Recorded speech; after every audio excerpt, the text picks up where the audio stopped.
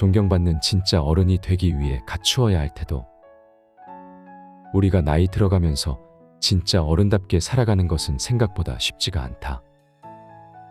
특히나 남들에게 진심으로 존경받는 어른이 된다는 것은 누구에게나 더욱 어려운 일일 것이다. 그냥 쉽게 생각하여 나이만 먹으면 자연스럽게 존경받는 어른이 되는 줄 알고 살아가지만 막상 현재 자신의 모습을 잘 살펴본다면 누구에게나 당당한 진짜 어른이 되었다고 이야기할 수 있는 사람은 그리 많지 않을 것이다. 존경받는 진짜 어른에 대한 정의는 사람마다 다 다르겠지만 나이가 들어가며 좋은 어른이 되고 싶다는 생각은 모두에게나 같을 것이다. 사회가 건전하고 바른 방향으로 가기 위해서는 존경받는 진짜 어른이 필요하다. 그렇기에 우리는 더 좋은 사회를 만들기 위해 진짜 존경받는 어른의 태도에 대하여 생각하고 그것을 행동에 옮겨야 하는 책임이 있다. 나이는 서열이나 직급이 아니다. 우리가 사는 현실의 세상에는 나이 60을 먹고도 젊은 사람들보다 행동거지가 못한 어른이 있고 반면에 나이 30을 먹어도 노인들보다 훨씬 더 현명한 청년들이 있다. 그야말로 나이는 숫자에 불과하다는 사실을 있는 그대로 받아들여야 한다.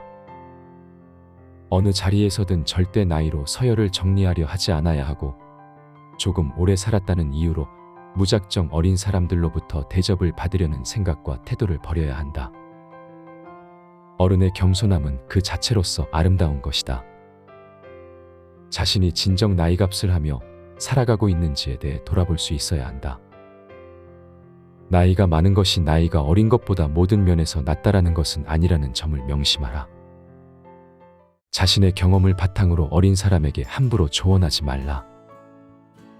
사실 당신이 조언을 하는 것은 자신보다 나이가 어린 사람에게 하는 경우가 대부분일 것이다. 하지만 자신보다 어린 사람일지라도 조언은 상대방이 듣기를 원할 때에 하는 것이며 조언을 가장한 당신의 주관적인 잔소리는 상대에게 그저 듣기 싫은 소리이자 소음일 뿐이다. 혹여 상대가 당신에게 조언을 구하는 상황이 온다면 상대에게 과거의 경험을 알려주는 선에서 멈추어야 하며 상대방의 인생에 개입해서는 안 된다. 실제 당신이 경험했던 과거는 그저 당신 자신의 인생일 뿐이며 무수히 많은 인생 과정의 일부분에 불과하다. 시대는 계속 빠르게 바뀌어 왔으며 계속해서 더 빠른 속도로 변화할 것이다. 당신이 겪어온 지난 20년 혹은 30년 또는 그 이상의 시간을 지나오며 쌓아온 경험은 이미 현재의 젊은이들의 상황에 맞지 않는 조언일 수가 있음을 알아야 한다. 오히려 반대로 빠르게 달라진 세상에 대해 당신이 젊은이들에게 배울 점이 있다는 점을 알아야 할 것이다. 세상은 달라졌다. 과거의 경험은 그저 참고할 만한 정보에 불과할 뿐이므로 일방적으로 젊은이들에게 받아들임을 강요하지 않아야 하며 섣부른 충고나 조언은 젊은이들에게 부정적인 영향을 미칠 수도 있다는 사실을 명심하라. 남을 대하는 태도는 곧 당신의 인격이다. 진짜 어른이 되고자 하는 당신은 포용력이 있어서 상대방의 실수를 감싸줄 수 있고 어려움에 처한 누군가가 있을 때 이를 외면하지 않아야 한다. 진짜 어른이 된다는 것은 그만큼 넓고 성숙한 마음으로 타인을 품을 줄 아는 사람이 된다는 것이다. 남을 대하는 태도가 곧 나에 대한 태도이며 남에게 주는 것은 당신에게서 사라지는 것이 아니라 당신이 다른 사람들에게 주는 것으로 인해 기쁨과 행복으로 다시 돌아오게 되는 것이다. 또한 나이가 많든 어리든 상대방을 존경하고 응원하는 마음을 가지면 당신의 삶은 더 풍요로워질 수 있을 것이다. 우리는 보통 어린 사람들이 존경할 만한 인품을 가진 사람들을 어른이라고 생각한다.